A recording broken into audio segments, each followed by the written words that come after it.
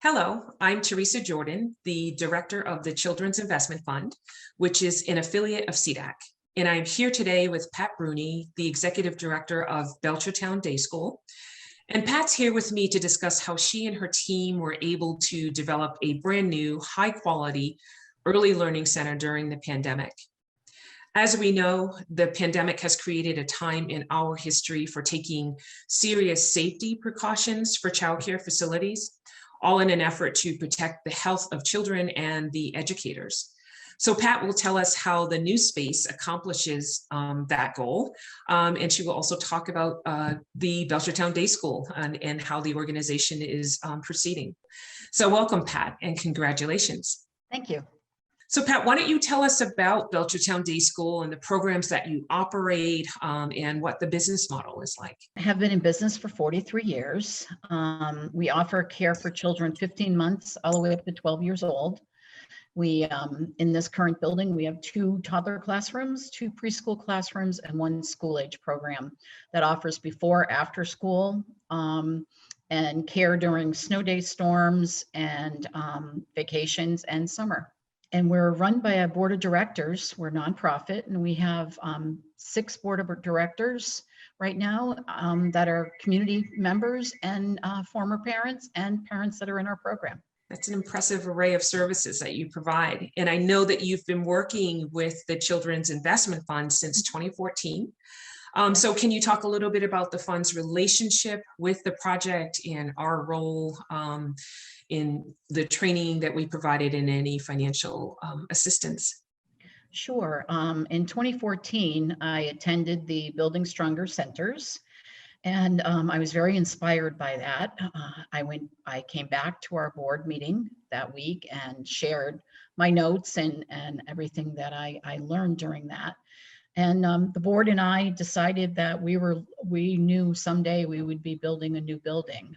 At that time, we were renting space in town, and we knew that rent was going to be up very soon. So we wanted to get started about thinking about all of this. And that's where it began. Children's Investment Fund made it possible for us through the grant and through all of the financing and funding to actually purchase our land and begin our building project.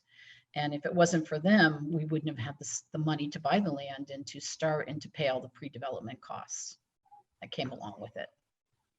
Great. And if I remember, you certainly had a bold vision, and it's really exciting to see that you were able to move it forward and take advantage of all of those supports. So great. Yes. And I know it's difficult to know where to start when it comes to talking about childcare facilities and the pandemic, because they both are so connected for you, I'm sure. But maybe we could begin with how Belchertown Day School responded to the pandemic in terms of changes it made to its operations, any support for staff and families, and any other adaptations that were made. Okay. Well, in March, we had to shut down our program per Governor Baker.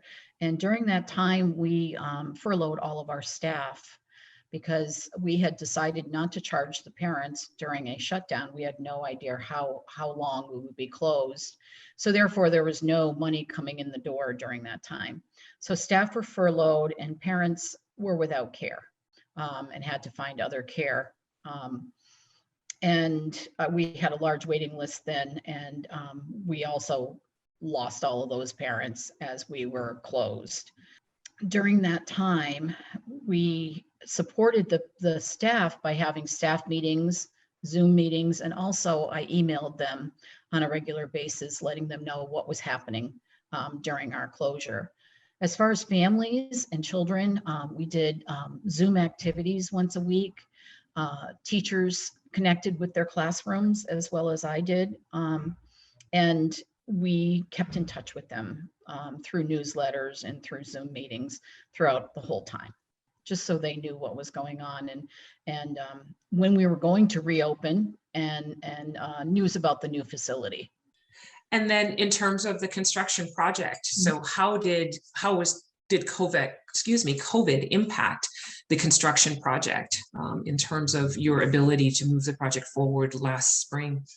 We purchased the land in 2019 and began digging in the ground shortly after. December of 2019 began digging in the ground shortly after that. And unfortunately, in April, we had to shut down for 3 weeks because of COVID.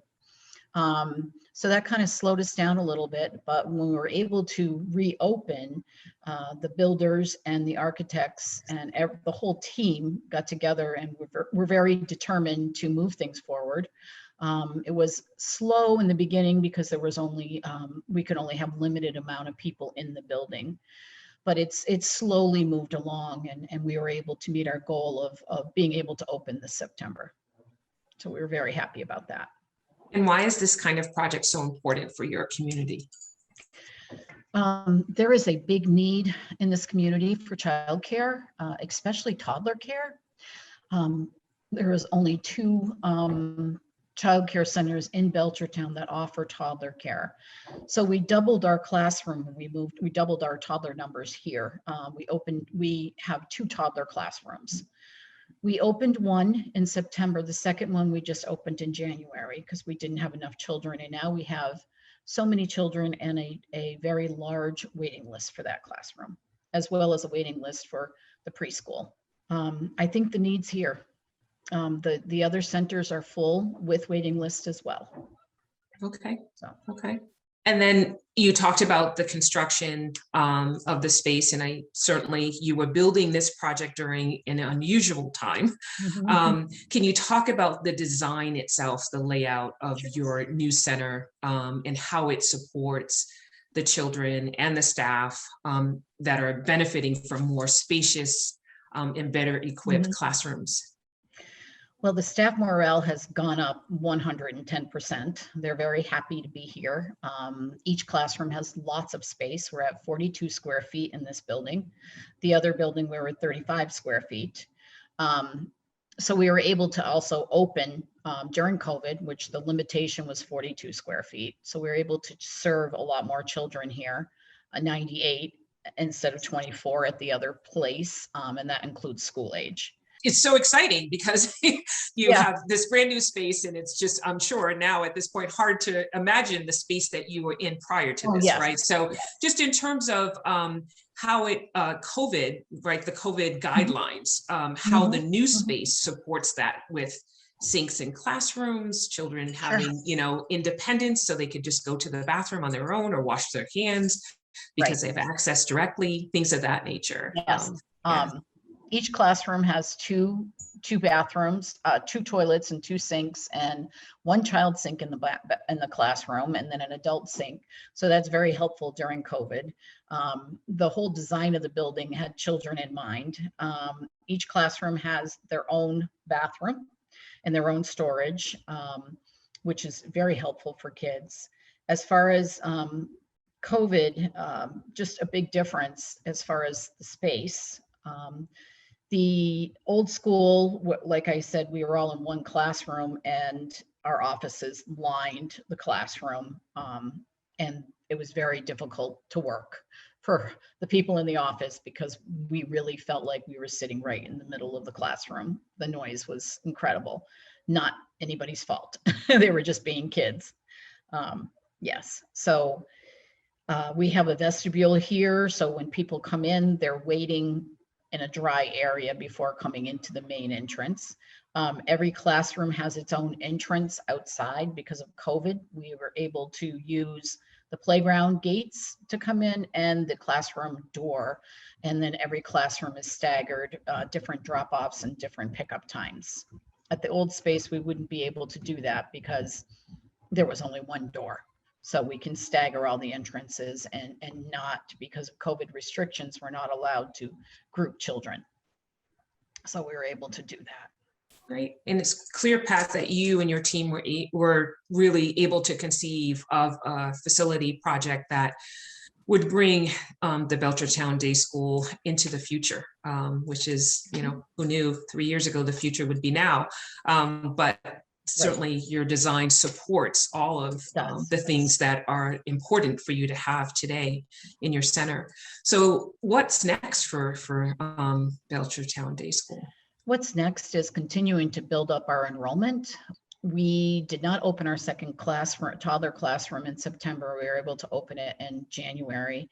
And now both of our toddler classrooms are open with a wait list. Our preschool classroom is open with a wait list, and we are growing our school age program. It is filling up quickly, and they'll be offering a summer program as well. So what's next is trying to recover from the months that we were closed financially, and we did get the PPP loan to help us out with payroll and utilities. So what's next is just to grow as a center, as an organization.